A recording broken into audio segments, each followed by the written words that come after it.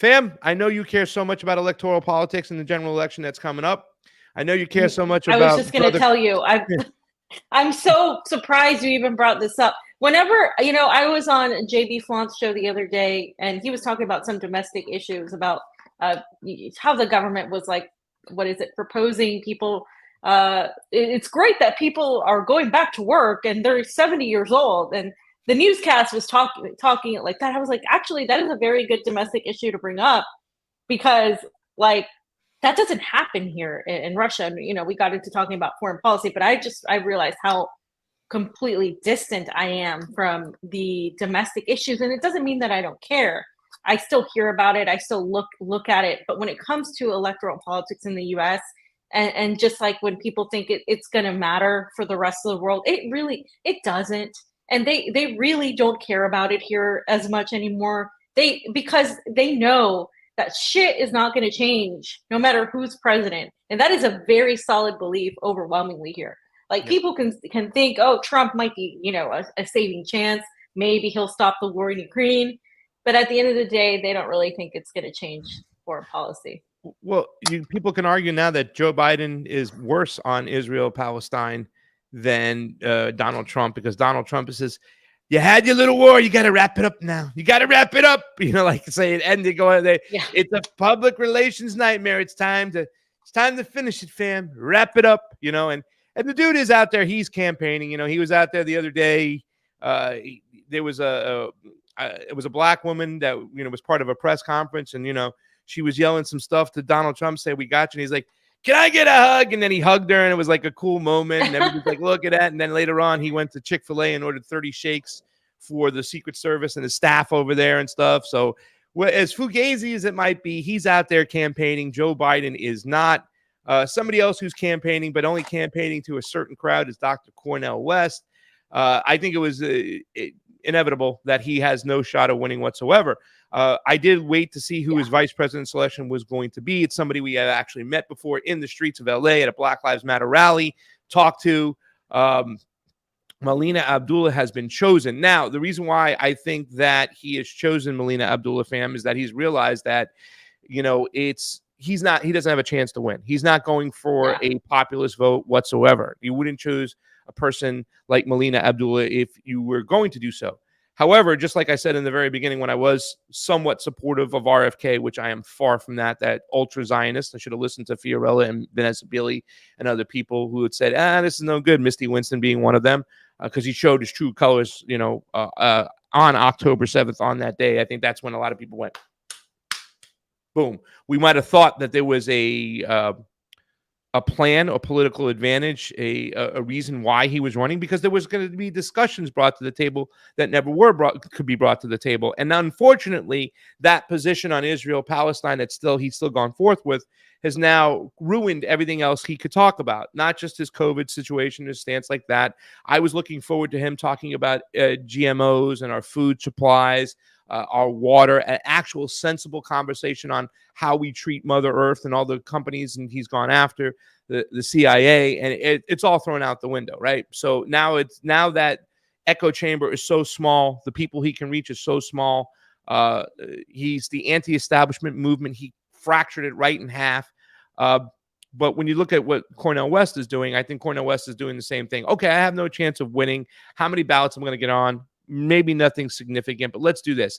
Let's make sure that while we do have this moment when we're running, that we could have conversations about certain issues that are important to him. And that is Black liberation, right? Melina Abdullah is one of the founders and one of the heads of the National Black Lives Matter organization. Now, that doesn't mean that she has the same image or same actions as Patrisse Cullors, who, has got a lot of accusations of what she's done with some of the money and whatnot. Melina Abdullah, I've been out there in the streets with her. She is a very powerful woman, very charismatic. I remember her commanding the megaphone. When I first saw her, fam, and then she spoke, for me, it was like, oh my God, it's like Vanessa Williams meets Maya Angelou. Now, I hope that's not a bad comparison, but that's what I thought in my mind, because she had these eyes and she was just demanding, and she was very she controlled that megaphone. Very inspiring out there. And there are some things that she says that I think people like me and you would be like, yeah, that's true. But to a populist audience, to a populist mindset, no way. If in fact she's pushing people away by some of her rhetoric out there, and not pulling people in, but a certain group of people, I think they'll be able to have these conversations. I joined their Zoom meeting yesterday. They were talking about transformative justice, right? That's the big thing they're talking about, transformative justice when it comes to racism, classism, sexism. The one thing that they do that's very positive, I think, is that when they do talk about racism, they tie it to classism, right? So that is one form they're doing. However, they lead with the racist mentality. And I think that, listen, the system was set up by white slave-owning men. You know what I'm saying? So, of course, the system is going to be a racist system no matter what. But the system was set up by those elites to keep people divided. And that's the thing that's most important. And, it's something that Don DeBar said on the show the other day when we were talking about the Bolshevik Revolution. At the end of the day, it doesn't make a difference. People want to rewrite history. We will not succeed because we're headed towards World War III and this planet could be wiped off, right? I said it this morning, right? World War III is going to be fought with nuclear missiles. World War IV will be fought with sticks and stones. We need to come together on the one thing that we all have in common, and that's class. There's the oligarchs and the rest of us. Yes, you can chew gum and, walk and chew gum at the same time, but the way you do it is very important. I don't think Melina Abdullah is that person to get that populist vote. I think they've settled and said, this is what we're going to do, but we're going to make sure we have conversations in this area that people can listen to and maybe change their perspectives. So I just want to clarify. She was, as Pasta mentioned, one of the original founders of Black Lives Matter, but she's actually the co-founder and was like the of the actual chapter of Los Angeles Black Lives Matter, which we always knew was better than the national chapter. The national chapter was the one that was corrupt and found to be with what's her face that you just mentioned, Patrisse Cullors, right? Patrisse Cullors, and back in the day we actually were present at a rally with Patrisse Cullors. It was for Bernie Sanders. Patrisse Cullors and what's his name? The one that Niko makes fun of. Sean King. Patrisse Cullors. Talcum. I'm not going to say that, but Niko says it all the time. And so we were there. We were during the George Floyd thing, and even before that, we got to talk to some people, and we noticed the differences between several groups that said that they were Black Lives Matter affiliated. They were the radical ones. We even interviewed the gun rights ones, the ones that actually wanted to have the Second Amendment, that supported the Second Amendment, that were adversarial to the ones that wanted to not have to decrease gun rights, right? So it was a mess of things, just like the left is a mess of things, right? Yeah. And I think that in picking her, you're absolutely right. He is basically showing that this is his little group, and that's who he's talking to, and that's it. If we go to Facebook, fam, you can see all the usual suspects supporting Cornel West. Now, I have to give RBN a shout out because they did expose him. They did hold him to account because he didn't complete his word. He didn't complete his promise that he was going to go on there and be held accountable. Of course he didn't. And they called him out on it. And then he came back and started insulting them. And we're talking about Revolutionary Blackout Network, a majority group of independent content creators that is really, talking about all these issues, and they exposed him.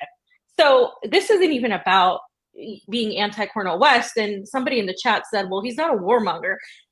Not technically, but he is so anti-Russia that he was condemning Putin's invasion of Ukraine. Yeah. And that just drives me insane because he's not talking about the Donbass. He never talked about the 2014 Maidan coup and everything that was happening. And then he's not a Marxist either. So that's another thing. He's actually not a Marxist. He's anti-communist, like democratic, right? Yeah, he is. He's anti-communist. So that's suspect to me because I had a great conversation the other day with Christopher Halali, and we talked about how communists, like the Russian communists and others, are actually socially conservative. And we were having that conversation, and people really they were like, wow, this is a great conversation, because we were talking about like what Russia is today and all of that.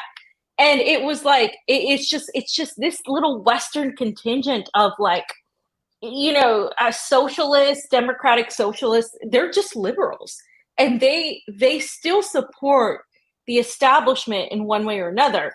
Melina Abdullah, she's good at what she does, but as Pasta said, she's not going to reach a wide audience, and you have whatever tweet there, right? She's going to lead with these things. And I'm not saying they're not valid concerns, but at the end of the day, I don't even think, Pasta, that he cares about reaching the populist right or any other message that's going to resonate with the majority of Americans. That's not his thing. His thing is just to speak and sound good and say these powerful things. But he's an academic. The last thing I want to point out here is that he's an academic. He's an intellectual. He's completely detached from actual working people. This is a fair criticism of him. He's not out in the streets like suffering, or in a way, he's not working class. He's literally a celebrity activist, intellectual. He's not really going to understand what's actually going on the ground, and he's certainly not understanding what's going on foreign policy wise. Yeah, and when you talk about certainly now what's going on foreign policy wise, some of the disagreements I had with him is he repeated the rhetoric that people in Russia are going to jail by the hundreds of thousands for refusing to fight in that war. I mean, I'm like, where did you get this information from? I found two outlets that read it, and they were tied back to State Departments in Britain and whatnot. Yeah. So I mean, he is a little bit off when it comes to those things, and trying to make an equivalency like Chinese oligarchs and American oligarchs, that kind of mentality. I'm like, yeah, you're off. I haven't seen a lot what Melina Abdullah feels about what's going on in Russia. I have invited her to come on to the show. I have contacted the Cornel West campaign. I also called my good friend Edwin DeJesus and Madeline Kelly Merritt, who happen to be campaign managers, to let them know that I'd like to do that. And I'm going to do what I think that is needed to be done, right? There was some criticism for some people in the chat saying, oh, yeah, listen to a white man talk about racism and ignore it. No, I'm not ignoring it. First of all, I'm not white, and I think racism is talking about me, real. Though. A white man, they said. But I mean, it's like dismissing me, too. And nobody here is saying racism isn't real. Yeah. What we are saying is it's being completely manipulated and sold to people, and not just Black people, but Latino people. And it's been done so many times through the immigrant issue, through these identity politics. It's completely and totally branded and repackaged to get these minorities on the side. And it's happening with the gay community, the trans, all of that. That is completely manufactured to get certain groups of people on one side and certain groups of people on the other. And at the end of the day, if you're not talking about class and economics when you're talking about race, you're really not talking about crap. And this is particular to the United States, because again, when I talk about Russia, I'm not going to say there's not anti-immigrant sentiments at all, that there's not any racism, but it's much less. And Niko could talk about Brazil and how he feels different in Brazil and how it's different for him in Brazil as a Black man. Sure, he can talk about all of that, but I can tell you that in Russia, there are so many ethnicities, but people come together as Russians. We don't have that in the US. Not really. We have people come together for war. We don't have people come together under a good feel moment. We really, that doesn't happen. We have little groups of people that are so isolated from each other and are at each other's necks, and we're talking about a culture war because they don't want a class war. And that's what a lot of people who focus so much on this symbolic bullshit, like renaming a bridge or taking down a statue, I understand. But here, they keep all of the elements of what happened during World War II and the Great Patriotic War. They keep what happened and how these people were murdered by Nazis. And they show that to educate people so it doesn't happen again. They don't take it down. They say, look, we're going to erect statues of Lenin. We're going to keep these statues of Lenin. We're going to have this statue of Stalin.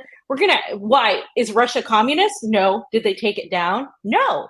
So you have also the more older times of the Russian Empire. Catherine the Great is still hailed as a wonderful leader of Russia. And so, of course, she was a woman. Nobody ever talks about that. Some of Russia's greatest leaders have been women. And do they, say, oh, she was a czar, so she should just, any sort of mention of her should be completely taken off of history. No, that's not what they do. So this is a different perspective that they have here. Russians know that they've experienced what they've experienced throughout the time period. And so now all of that collectively is Russia's history. And they are very proud of what it is today.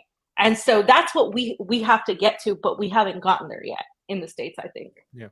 And some people were being very critical in the chat, fam, saying even though you're not, white, doesn't mean you understand racism and whatnot. Listen, what I'm trying to say is, Jamie, get the next text up, please. What I'm trying to say is that it might be right, but what is effective, right? So we look at this tweet right over here, right now, by Melina Abdullah not too long ago. Folks think they're attacking me by asking me why I think everything is racist. I'm not offended. Virtually everything is racist. The system was set up on racism by saying that one particular group is more valuable or more precious than the other one, right? That's being white men. And they did that. And this is something that we learned from Reverend Annie Chambers when she explained to us that, when she worked with the Ku Klux Klan, the Poor People's Campaign marched with the Ku Klux Klan in Vegas to shut it down. They went through the casinos, ran wild, let the kids go crazy. And then when the checks came, they said, give it to the governor. Next thing you know, a week later, all of a sudden their welfare checks were reinforced and back in play. However, the black family was given significantly less money than the white family. And she even says, but that's what they do to keep us divided so they can maintain their power. And that's what the system is. When you say virtually everything is racist, okay, true, but you have to explain that. And I don't think that's effective when you come with this measure. Does that mean that everyone is racist? Virtually everybody is racist? These are the questions I'd like to explain to. And believe you me, ladies and gentlemen, for some of the people who are being very critical in the chat, I'm trying to act as a bridge to explain this so people can understand, who immediately just say, no way, I'm not talking to Cornel West. He thinks I'm racist because I'm white. I can't help where I'm born. I'm not going to listen to him. Melina Abdullah, that's a ridiculous pick. She just thinks that everybody's racist here. No, we have to have this conversation. Now, a national conversation, I don't know if that's even possible. There's a lot of things going on right now, guys. We're spiraling right down to World War III over here. And, nuclear holocaust might be a little bit on the priority list over racism. Not to say that racism isn't important, but it's how we have these conversations, right? We got to get people to come in the door and sit down and listen. And this type of tactic just might be counterproductive in a way. So I'd like to ask her to explain a little bit more, talk about it more, because like I said, it's the oligarchs and the rest of us. Poor white people in this country don't have power. Do they benefit more than black people in the system? Absolutely. How can you ignore that racism, say that racism doesn't exist when you look at a prison population that is half black while they're less than 20% of the country? So absolutely. So we do have to have conversations about this, but it's just having them in a right way where we don't shun people and move them away. We have to talk about the things we're all united on. I understand what she's saying. That this country was built on racism. It was built on settler colonialism. It was built on all these things, on the death of Native Americans, on the backs of slaves. But it was also built by immigrants. So you have this entire dynamic of things. And at the end of the day, you have the Obamas right now. You have Beyonce, and you have all these people that are multi-ethnic status, and they have so much influence in our politics. And again, it doesn't get more racist than bombing brown people literally in Africa and in the Middle East. And these very politicians, even Cornel West, has no problem with certain aspects. He's the best on Palestine that's running. Outside of that, on other issues, when it comes to war in Iran, I can't really trust that, because I've seen him talk about Iran's fundamentalist, blah, blah, blah, with the hijab and all of that. They don't understand or just follow the establishment narrative when it comes to Syria, when it comes to Iran. And there's nothing more racist than blowing children of color up and then coming home and saying, hey, we're anti-racist. It's like your airplanes and your bombs have rainbows and BLM fists, but they're still bombs and they're still killing people. So I think that the left in this little group completely overlooks that, and they completely dismiss it, and they swallow the good feel narrative that America, not everything's America's fault and blah blah blah. But at the end of the day, the only people that are pushing right now war against Iran, war against China, that are allowing Israel to murder and are complicit in genocide, it's coming from the US government. It's coming from the Pentagon. It's coming from our allies in NATO. So yeah, predominantly the countries that have been conquered are the countries in the global south. This is why they're so easily understanding of what Russia's going through, of what Gazans are going through, what Palestinians are going through. This is why South Africa brought up the case to the ICJ. This is why Nicaragua is accusing Germany of being complicit in genocide, because these countries have been experienced the colonialism from the United States, the imperialism from the United States. They understand it in a way that others don't. So yes, obviously the world is a racist place. The United States is a racist place. But that, without context, without explanation, is not going to get you anywhere. And I think that's the point in understanding this and being able to explain it to an audience that can understand it and chew on and swallow what you're saying and digest. And, you know, all these wars that have been fought over the last several centuries, too, have always been rich man wars, and you have poor people going to fight them. And there's a lot of poor white people that were used as pawns to go fight these wars, thinking they're fighting for democracy and whatnot. And they're really just fighting for land, for corporations, for rich people. You know, how many white people were killed in World War II? I mean, in Russia alone, forget about it. You know, it's just ridiculous. So, I mean, at the end of the day, I think, and this is what I think I've learned from COVID more than anything, is that they don't care about any of us. At the end of the day, they do not, the ruling class doesn't care about anybody unless they're in their ruling class. And that's a small group. And this is something too, fam, that was said here. I think this is really, really good. West is firmly entrenched in ivory tower academia and the PMC. What does PMC mean again? He has good ideas and his heart is right. Just disconnected from the struggle of the majority. You know, I said this before. I don't think that the one thing that's awesome about Dr. West is that I don't believe he's co-opted of sorts, right? Or compromised. I believe that Kennedy, RFK, he knows exactly what he's talking about, and he's compromised. And he's somehow the Israeli government or the lobbyist or somebody, the Mossad, they're holding that over his head. He's too smart to not know that he's repeating lies when he talks about defending Israel in a situation like that. I don't believe that's the same when it comes to Cornel West at all. I don't believe he's compromised. I just believe he is wrong and out of touch and does not know how to touch the populace. And, you know, when you talk about RBN, you know, I remember CJ trying to tell him, hey, man, you just had a conversation with Pasta on the Convo Couch, and he's trying to show you, and we're kind of agreeing, the language you're using is not the most effective tactic to get across to people, especially when you're calling Joe Biden a disaster neoliberal, and you're calling Donald Trump, you know, a neo-fascist. It's not an equivalent ground, and it seems like you're favoring one side of the other. And it almost feels like at the end of the day, you're going to do what you normally do, and that's capitulate to the Democratic Party. You're going to be like, oh my God, we can't let Trump get in power. Where I told him straight up, if you're really making an argument for the lesser of two evils, Donald Trump is that person, in my personal opinion. I mean, not that I will ever vote for him, but if I had to choose gun to the head, I would choose that person, you know? We got a troll in the chat.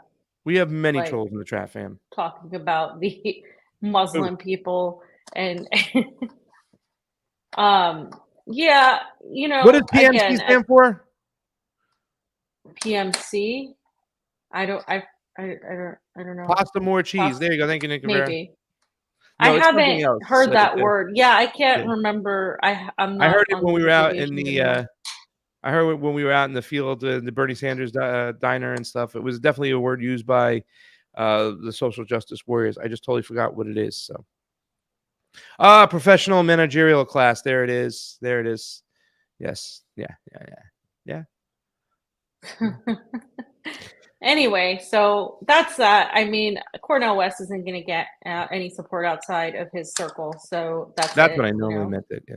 Private military contractors, but it means more than that. The professional managerial class is the way it was being used when it's used by Dr. Cornel West. And I hope Melina Abdullah does come on. You know, we were at and this is something that I would like to clear the air, because this is something that me and Melina will really agree on, and I can speak on that behalf, and so can you. Like, this whole thought process that BLM was a bunch of rioters and looters and really bad. No, we were at the event. I believe that she was at the event. She spoke at the event where we went onto the freeway, the highway, and it was a homeless guy not part of the whole organization, not part of the group.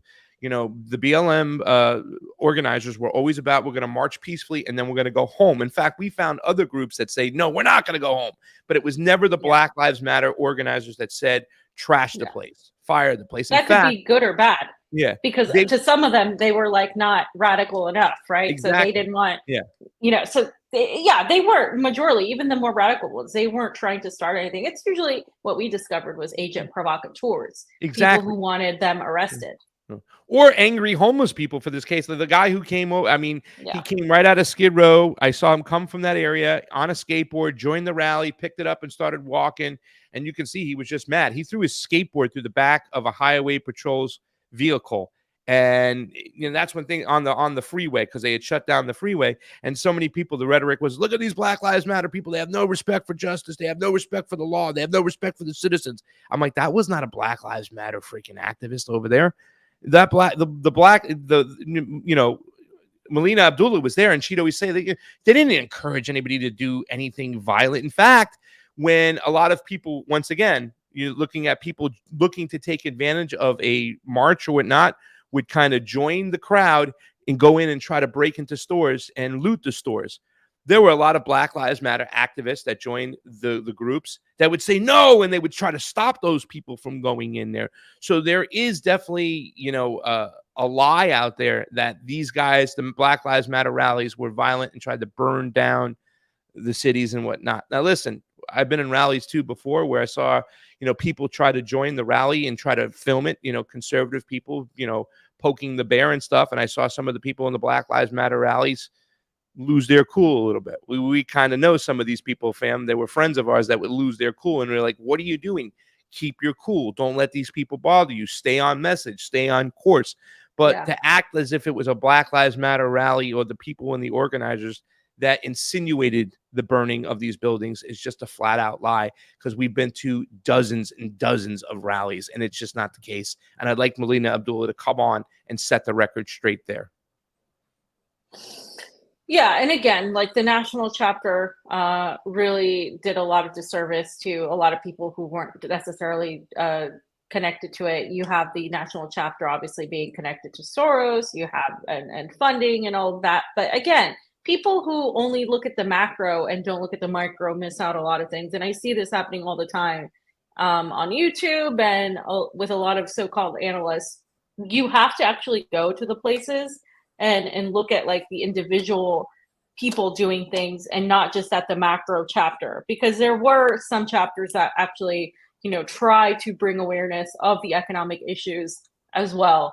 And that's why I can't say that it was all, you know, all Soros funded. I will never say that, because there were people that tried to like do genuine good things, but obviously nationally it was just a mess. And it was intended to get people to switch to the Democratic side, because there's still some belief there that the Democrats are better than the Republicans, when, as we all know, that's not the case, right?